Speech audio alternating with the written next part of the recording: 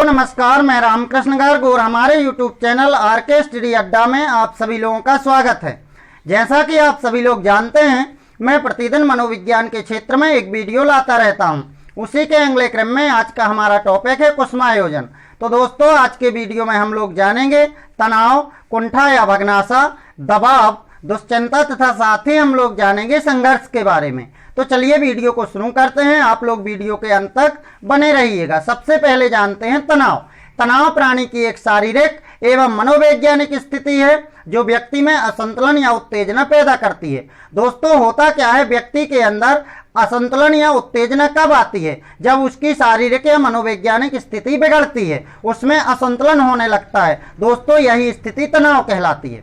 दोस्तों, इसको सरल भाषा में समझें। जब व्यक्ति समय, परिस्थिति या आवश्यकता के अनुसार कार्य नहीं कर पाता है। दोस्तों, व्यक्ति के सामने कोई परिस्थिति उत्पन्न होती है और उस परिस्थिति के अकॉर्डिंग वो कार्य नहीं कर पाता है। व्यक्ति के सामने कोई आवश्यकता होती है और व्यक्ति उस आवश्यकता की पूर्ति नहीं कर पाता है, पूर्ति करने में असफल हो जाता है। ऐसी स्थिति में व्यक्ति तनाव का शिकार हो जाता है, अर्थात उसका मन खिन्न रहने लगता है, उसके अंदर एक उत्तेजना आने लगती है। दोस्तों, यही स्थिति तनाव कहलाती है। आगे समझें। तनाव एक ऐसा मानसिक विकार है जिसमें व्यक्ति को कुछ भी अच्छा नहीं लगता है। ये तो दोस्तों आप भी जानते होंगे, हमारे अंदर तनाव होगा तो हमारा किसी चीज में मन नहीं लगेगा, जीवन नीरस हो जाएगा, हर तरह खाली खाली लगने लगेगा। तो दोस्तों, जब व्यक्ति को तनाव होता है तो उसे कुछ नहीं अच्छा लगता है, वो खाली खाली रहने लगता है, उसका मन खिन्न रहने लगता है, वो एकदम परेशान रहने लगता है। तो दोस्तों, आपको कभी भी तनाव नहीं लेना है। तनाव कई कारणों से हो सकता है। हम कोई कार्य कर रहे हैं, उस कार्य में हमें सफलता नहीं मिलती है, परेशानी आती है, हमें गुस्सा आने लगता है, हमें तनाव आने लगता है। काम का जब अत्यधिक प्रेशर होता है, अत्यधिक दबाव होता है, तो भी हमें तनाव उत्पन्न होने लगता है। तो दोस्तों, आप लोग पेन एवं डायरी ले लीजिए, इसे नोट भी करते चलिए क्योंकि यह बहुत ही महत्वपूर्ण होने वाला है शिक्षक पात्रता परीक्षा वर्ग 3 के लिए। साथ ही जिन लोगों ने हमारे चैनल को सब्सक्राइब नहीं किया है, वो लोग चैनल को सब्सक्राइब करके बेल आइकन को दबा लें ताकि उन लोगों को नोटिफिकेशन मिलते रहें। साथ ही आप लोग वीडियो को बिल्कुल भी स्किप मत कीजिएगा, अंत तक देखिएगा। और चलिए अगला समझते हैं। नंबर 2, भग्नाशा या कुंठा। दोस्तों, आप लोगों को बिल्कुल एक बार में याद हो जाएगा। समझें, आप बार बार कोशिश करने के बाद भी जब व्यक्ति सफल नहीं हो पाता तो वो अपने आप में विश्वास खो देता है। दोस्तों, हम कोई कार्य बार बार करते हैं, कई बार करते हैं और फिर भी हम उस कार्य को करने में सफल नहीं हो पाते, वो कार्य पूर्ण नहीं होता है, हमें सफलता नहीं मिलती है। ऐसी स्थिति में हमारा कॉन्फिडेंस गिर जाता है, हम अपना आत्मविश्वास खो देते हैं और निराश हो जाते हैं। दोस्तों, ये आत्मविश्वास खो देने की और निराश हो जाने की स्थिति को ही भग्नाशा या कुंठा कहा जाता है। याद हो गया होगा आपको, जब हम कोई कार्य बार बार करते हैं और हमारे हाथ सिर्फ क्या लगती है, असफलता लगती है, तो हम सोचने लगते हैं कि अब ये कार्य हमसे पूरा नहीं हो पाएगा। दोस्तों, यही स्थिति क्या है, भग्नाशा या कुंठा है।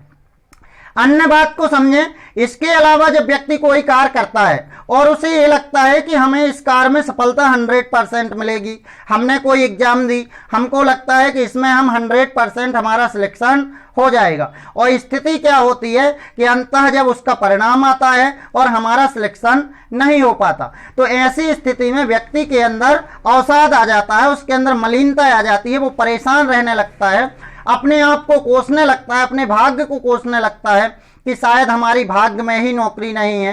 दोस्तों, यही स्थिति भग्नाशा कहलाती है। यानी कि हम किसी के परिणाम को तक के बैठ जाते हैं इस तरह से कि हमारा ये परिणाम सकारात्मक आएगा ही। दोस्तों, कभी भी किसी चीज से इतनी ज्यादा आस लगाकर नहीं बैठना चाहिए, क्योंकि ज्यादा आस लगा लेने से भी होता क्या है कि यदि हमारे जो उसका परिणाम है सकारात्मक नहीं आता तो हमारे अंदर भग्नाशा उत्पन्न होने लगती है।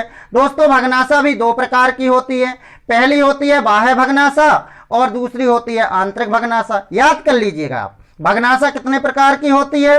2 प्रकार की होती है। एक बाह्य भग्नाशा, दूसरी आंतरिक भग्नाशा। दोस्तों, बाह्य भग्नाशा क्या है, जो बाहर से होती है। आंतरिक क्या है, जो अंदर से होती है। अर्थात बाह्य भग्नाशा है, अर्थात हम कोई कार्य करते हैं और उस कार्य में बाहर से कोई विघ्न आ जाते हैं जिस कारण से हम उस कार्य में सफलता प्राप्त नहीं कर पाते। जैसे हम घर बनाने के लिए तैयारी करते हैं और एकदम से बहुत जोर से बारिश हो जाना। दोस्तों बारिश हो जाने के कारण, बाढ़ आ जाने के कारण हमारे घर बनाने का सपना रह गया, और यही कहलाती है दोस्तों बाह्य भग्नाशा। और आंतरिक भग्नाशा जो होती है ये अपने अंदर का कॉन्फिडेंस ही है, यानी कि अंदर से ही हमको लगा कि हम सफलता प्राप्त नहीं कर पाएंगे, हमने कई बार कोशिश की लेकिन फिर भी हम सफल नहीं हुए, तो अब हम सफल नहीं हो पाएंगे। ये दोस्तों आंतरिक भग्नाशा है। दोस्तों होता क्या है, भग्नाशा की स्थिति में बालक रोग से ग्रस्त हो जाते हैं और अक्सर विद्यालय से भागने लगते हैं। तो दोस्तों ये बालकों की पहचान होती है। चलिए अब जानते हैं दबाव। तो दबाव क्या होता है? दबाव होता है जब व्यक्ति किसी कार्य के परिणाम के बारे में ज्यादा सोचता है। जैसे हम लोग क्या करते हैं, हम परीक्षा की तैयारी करते हैं, और परीक्षा की तैयारी करते समय क्या करते हैं, क्या मैं सफल हो पाऊंगा कि नहीं हो पाऊंगा, लोग क्या कहेंगे, यदि मैं फेल हो गया तो क्या होगा, सभी दोस्त लोग क्या कहेंगे कि वो तो फेल हो गया, बहुत होशियार बनता था। दोस्तों यही स्थिति जब हमारे अंदर आती है तो हमारे अंदर दबाव कार्य करने लगता है। दोस्तों होता क्या है कि जब कोई व्यक्ति परिणाम के बारे में ज्यादा सोचता है तो बाह्य वातावरण या लोगों के विचारों से दबाव महसूस करने लगता है। दोस्तों क्या होता है, लोगों के भी विचार होते हैं, आपका क्या हुआ, क्या आपका सिलेक्शन हो गया कि नहीं होगा। दोस्तों जब ये बार बार कोई कहता है, क्या होता है कि जब हम परिणाम के बारे में ज्यादा सोचते हैं तो लोग भी हमें मिलते हैं, इस कारण से हमारे अंदर दबाव होने लगता है। दूसरी बात, जब हम किसी से प्रतियोगिता करते हैं तो भी हमारे अंदर दबाव होने लगता है। तो दोस्तों बाह्य वातावरण या लोगों के विचारों से दबाव महसूस करने लगता है। दोस्तों होता क्या है, दबाव में व्यक्ति का कार्य में मन नहीं लगता, उसका मस्तिष्क भी स्थायी नहीं रहता है, अर्थात वो कुछ भी नहीं कर पाता है। दबाव में रह करके व्यक्ति कुछ भी नहीं कर सकता, इसलिए कभी भी दबाव में नहीं आना है। और दोस्तों दबाव आता क्यों है, जब हम परिणाम के बारे में बार बार सोचते हैं, क्या हमारा सिलेक्शन होगा या नहीं होगा, यदि नहीं होगा तो लोग क्या कहेंगे, ऐसी स्थिति आते ही हमारे अंदर दबाव आने लगता है। व्यक्ति को दबाव प्रतियोगिता के कारण होता है। दोस्तों ये मैंने पहले ही बताया, जब व्यक्ति के अंदर कंपटीशन आती है, क्या मैं उससे ज़्यादा नंबर ला पाऊंगा कि नहीं ला पाऊंगा, ऐसी स्थिति में ही दबाव आने लगता है। क्योंकि व्यक्ति अक्सर मान सम्मान के बारे में सोचने लगता है कि यदि उससे कम आए तो लोग क्या कहेंगे। यही स्थिति दोस्तों दबाव है। दबाव दो प्रकार का होता है, पहला होता है सकारात्मक और दूसरा होता है नकारात्मक। तो दोस्तों ये भी याद रखना है, जिस प्रकार से भग्नाशा दो प्रकार की होती थी, बाह्य भग्नाशा, आंतरिक भग्नाशा, उसी प्रकार से दबाव भी दो प्रकार का होता है, सकारात्मक और नकारात्मक। अगला समझिएगा फटाफट, दुश्चिंता क्या है। तो जब प्राणी के अचेतन मन में दमित इच्छा चेतन मन में आने की कोशिश करती है तो व्यक्ति दुश्चिंता की स्थिति में आने लगता है। दोस्तों ऐसा कहा था सिगमंड फ्राइड महोदय ने, कभी भी अचेतन मन, चेतन मन, दमित इच्छाएं, इदम, अहम, परमाहम, मनोविश्लेषण, ये शब्द आए तो इन सभी का उत्तर एक ही होगा। क्या दोस्तों, सिगमंड फ्राइड। तो ये कथन सिगमंड फ्राइड महोदय जी का है। इन्होंने कहा है कि अचेतन मन में दमित इच्छा चेतन मन में आने की कोशिश करती। इसको आप लोग समझिएगा। क्या होता है कि हमारे अंदर कुछ दमित इच्छाएं होती हैं, जैसे कि हमने किसी चीज के बारे में सोचा, हमने सोचा हमारे पास कार होनी चाहिए और हमारे पास पैसे नहीं थे, इस कारण से वो इच्छा का हमने दमन कर लिया और वो हमारे अंदर इच्छा रह गई। अब होता क्या है कि बाद में वो इच्छा जागृत होने लगी। दोस्तों जब बाद में वो इच्छा जागृत होती है तो हमें ऐसा लगता है कि यदि उस समय हमने ऐसा किया होता तो हमारी कार आ जाती। दोस्तों क्या होता है, समय रहते कोई कार्य को ना कर पाना और उस इच्छा को अंदर दबा लेना, और जब समय निकल जाए तब उस इच्छा का बाहर आना ही दुश्चिंता कहलाती है। जैसे अभी हमारी पढ़ने का टाइम है, अभी हम पढ़ेंगे नहीं, फिर इसके बाद जब एग्जाम हो जाएगी, इसके बाद जब परिणाम आ जाएगा, परिणाम आने के बाद यदि हमारे मार्क्स कम आएंगे तो हम ये चिंता करने लगेंगे, हम कहने लगेंगे कि यदि हमने उस समय पढ़ा होता तो हम परीक्षा में जरूर सफल हो जाते। दोस्तों यही स्थिति दुश्चिंता कहलाती है। दुश्चिंता की जो परिस्थिति होती है, जो मात्रा होती है, वो परिस्थिति और समय के अनुसार बदलती रहती है। दोस्तों यहाँ से प्रश्न आया है परीक्षा में कि मतलब दुश्चिंता की मात्रा परिस्थिति और समय के अनुसार बदलती रहती है, कथन सही है, सत्य है, असत्य है, ठीक है। तो ये आपको उत्तर देना है।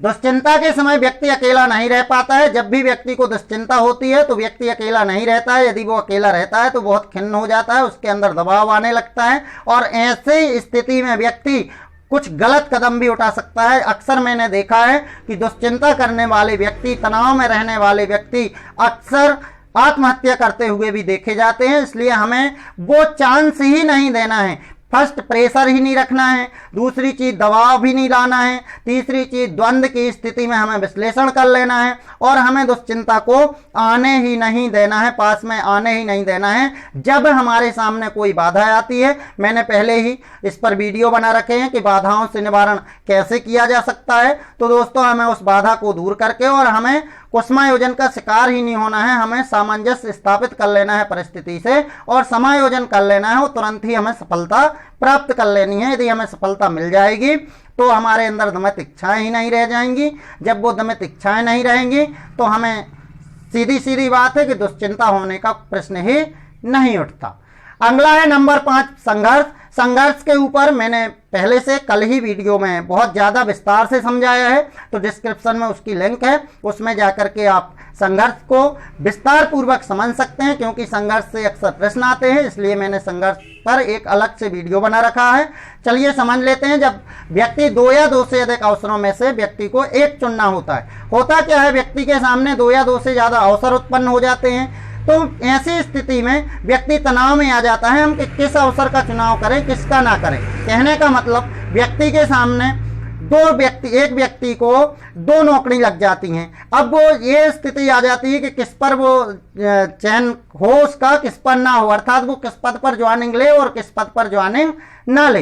दोस्तों, यही स्थिति द्वंद्व कहलाती है। साधारण भाषा में कहें तो क्या करें क्या ना करें की स्थिति, कि अब मैं क्या करूं क्या ना करूं। दोस्तों, इस स्थिति से निपटने के लिए विस्तार पूर्वक विश्लेषण करना चाहिए और विश्लेषण करने के बाद ही हमें क्या करना चाहिए, उसका चुनाव कर लेना चाहिए। दोस्तों, तो मुझे उम्मीद है कि आपको वीडियो अच्छी तरह से समझ में आई होगी और आप लोग वीडियो को एक बार पुनः शुरू से अंत तक देख लें। मेरा वादा है कि आपको 100% याद हो जाएगा। उम्मीद तो यह है कि आपको एक ही बार में याद हो गया होगा। यदि नहीं हुआ है तो ही आप लोग रिपीट करें और साथ ही जिन लोगों ने हमारे चैनल को सब्सक्राइब नहीं किया है वो लोग चैनल को सब्सक्राइब करके बेल आइकन को दबा लें, ताकि आप लोगों को नोटिफिकेशन मिलती रहे। क्योंकि यहाँ पर मनोविज्ञान की पूरी एक सीरीज आनी है जो कि वर्ग 3 के लिए बहुत ही उपयोगी रहेगी। तो दोस्तों, आपको ये वीडियो कैसा लगा हमें कमेंट करके ज़रूर बताएं। मिलते हैं अगले वीडियो में, तब तक के लिए जय हिंद, वंदे मातरम।